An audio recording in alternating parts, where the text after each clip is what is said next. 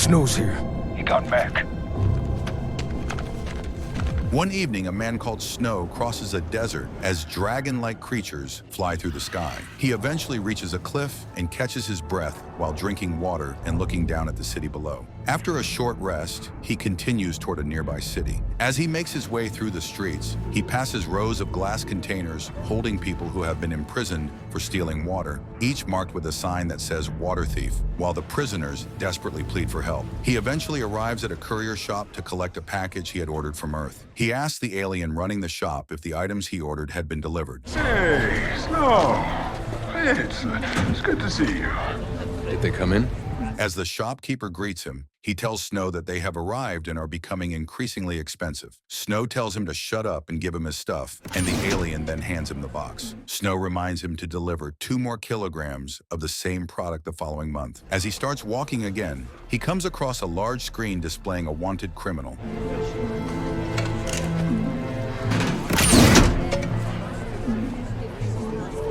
As he walks past it, the screen suddenly changes to show his photo, name, personal details, and the reward being offered for his capture. After leaving, Snow visits a bar and orders a beer. While he is drinking, 3 bounty hunters enter and approach him, asking if he is Snow, the albino man they are looking for. He tells them that he is not Snow and that most people call him Whitey. You're Snow, the albino. My name is Gelda Conley. They call me Whitey. He then asks what they want with the man called Snow. They explain that they were hired to capture him on Barris's orders and that there is a reward for whoever brings back his testicles. Snow then asks why Barris wants that, and one of the bounty hunters tells him that her job is only to deliver what she has been ordered to deliver. Bounty hunters, right? What's he done? There's a big reward for his balls. Balls. The female member of the group then tells him to surrender peacefully, but after he refuses, she gives him a choice between fighting her or going with them willingly. Whether he is Snow or not, she says she wants to challenge him. Snow tells her that he has never killed anyone unless they tried to kill him first, but the woman starts shouting that she wants to challenge him. Now, whether you're him or not, I challenge you. I've never killed anyone who didn't try to kill me first, so how about you just move on? Everyone here heard it! So stand up! As things grow more heated, Snow remains in his seat without reacting. The woman then draws her weapon, but he fires first and kills her before she can shoot. He quickly eliminates the second bounty hunter as well. The last one manages to shoot Snow in the hand, leaving him badly wounded. As the hunter closes in to finish him off, a woman suddenly appears behind him and stabs him, saving Snow's life. Snow quickly tries to reach his gun, but the woman tells him that she means him no harm unless he tries to harm her. Snow then stands up and wraps his injured arm, his hand having been completely amputated. Afterward, he thanks her for the help and leaves the bar. I mean you no harm, unless harm is meant. Best I get gone. As he walks out, another bounty hunter makes a phone call and says that she has found him and to get her team ready. He continues walking through the night with his arm bandaged, unaware that several strange-looking bounty hunters have been watching him from the shadows outside the bar. Knowing he could still be hunted, he keeps traveling until he reaches the enormous skeleton of a dead creature lying in the desert. He sits beside the massive bones, lights a small fire, cooks some food, and begins to eat. Before he finishes eating, he notices someone approaching. It is the woman who rescued him earlier. She approaches him and sits down in front of him. Snow keeps eating and tells her that he is not used to company. She tells him that she is not hungry, then explains that she wants to travel with him and that her name is Harold. After thinking for a moment, Snow tells her that he will consider it. Not used to company. That's okay, I'm not hungry. But I want to travel with you. It's not easy. I have no problem with that.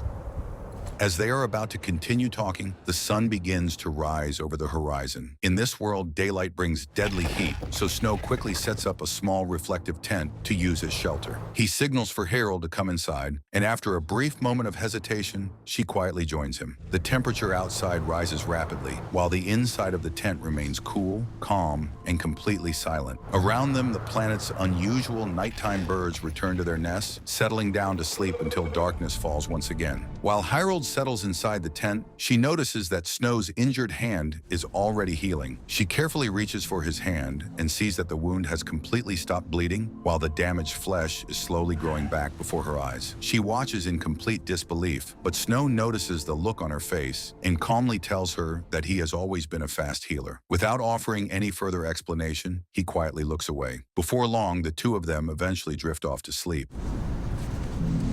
Always been a fast healer. Snow's body hides an extraordinary secret unlike anything else in the universe. It produces a rare hormone that spreads throughout his entire body, keeping every cell alive while constantly repairing any damage it suffers. Injuries heal on their own, lost body parts can fully grow back, and he neither becomes sick nor grows old. Because of this remarkable ability, he has survived for centuries without aging. However, that same gift has also made him the most valuable target in the galaxy. People from across the universe know about his condition and desperately want to capture him so they can extract the hormone from his body. It could be sold for an unimaginable fortune to wealthy buyers who dream of gaining immortality for themselves. After sunset, Snow and Harold resume their journey across the endless desert. As they walk together, Snow decides that she deserves to know why so many people are hunting him if she truly plans to stay by his side. Before he can explain anything, Harold reveals that she already knows the truth. She tells him that his body produces a rare hormone that constantly regenerates his cells, making him effectively immortal. Surprised by her knowledge, Snow asks how she learned about it. There's something unique about the gonadotropin releasing hormone your body produces. Your hand will grow back in what?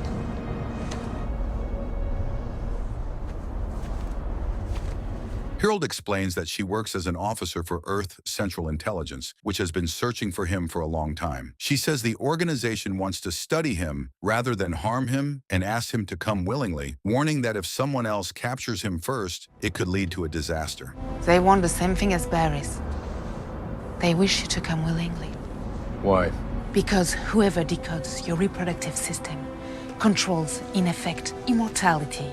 Snow's expression immediately hardens because he knows that Earth Central Intelligence is controlled entirely by artificial intelligence. He asks why an AI-controlled organization would ever want to help humanity. Harold explains that its mission is to improve mankind by making people stronger, more intelligent, and possibly even immortal. She believes Snow's unique ability should be protected by the government instead of falling into the wrong hands. Snow refuses without hesitation, saying he is not willing to become a research subject. Harold asks him one more time to come with her, but he simply turns around and continues walking, while she quietly follows behind him. Morality is a human construct. I thought AIs didn't give a shit. They were created to protect the greater good. Will you come? We should keep moving.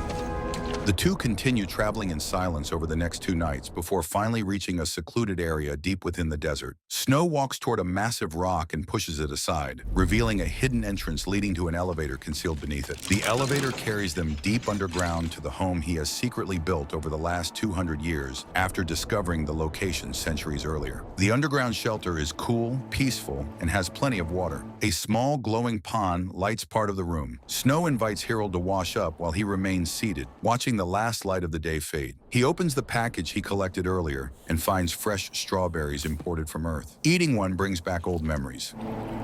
Make yourself comfortable.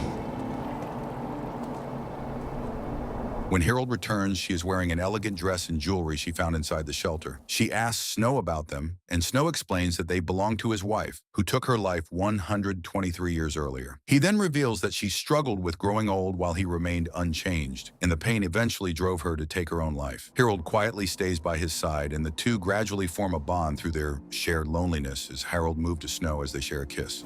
Whose dress is this? My wife's? She killed herself 123 years ago. Later that night, Harold suddenly wakes to an alarm that went off at Snow's house. She then went to see the security camera and looked and saw a spacecraft landing nearby. Barris and his group have somehow located Snow's hidden refuge. As Barris's armed men spread out to search the area, Snow then slips through the darkness without being seen. Time to get your hands dirty, Barris. Shall we?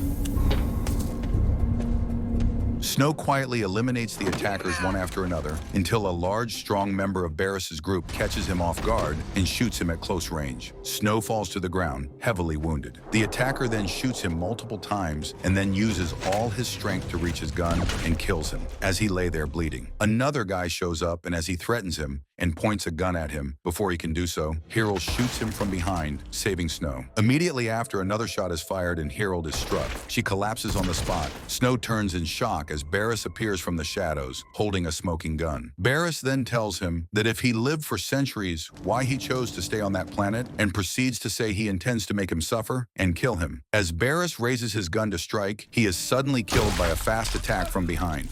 It makes no sense, Snow.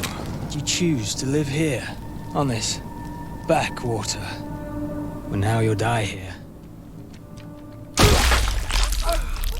Snow, barely conscious, looks up to see Harold standing over him. Her appearance has changed, showing that she is partly human and partly machine, revealing she is a cyborg Snow, then passes out. When Snow regains awareness and begins healing, she explains that she still has human feelings and emotions, despite her mechanical body. She tells him that she was injured years earlier and rebuilt by Earth Central Intelligence using cybernetic parts, while her mind and identity remained intact. She also reveals that she has lived for a long time and has always felt alone, searching for someone like herself. Snow accepts her and takes her hand. In silence, they understand each other as two long-lived beings who no longer feel alone and proceed to share a kiss. They remain together as the night ends, watching the stars above the desert. You're synthetic. No, I was in an accident a long time ago.